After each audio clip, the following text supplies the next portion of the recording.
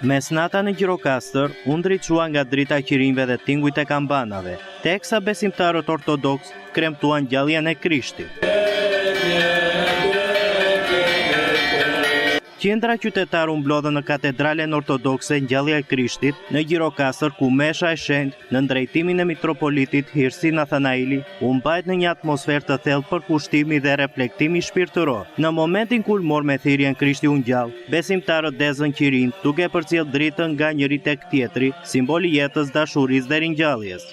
Këta të fundit kremtua me përkushtim natën e shenjtë të ngjalljes. Mesazhi që u përcoll ishte ai i dritës, shpresës dhe besimit që triumfon mbi çdo errësirë.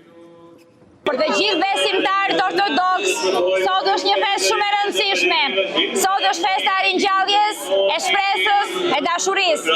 Ne erdhëm këtu sot për të marrë dritën dhe unë uroj të ketë dritë në çdo familje gjithmonë. Gëzuar Pashkët dhe Krishti u ngjall. Sot është një ditë e veçantë, është dita e Pashkëve.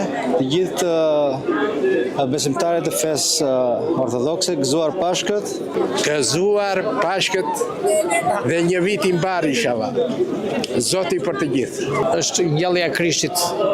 Shëndet urojmë për të gjithë dhe paqe në çdo shtëpi dhe në çdo familje. Është një ditë shumë e veçantë për të krishterët, gëzuar Pashkët të gjithë. Krishti u ngjall.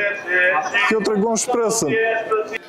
Ndërkaq, shërbesa e ngjalljes u mbaj dhe në kishat e tjera të qytetit, si ajo e kryeëngjëve në lagjen Varosh dhe në ato të Shën Sotirit në lagjen Pazari i Vjetër.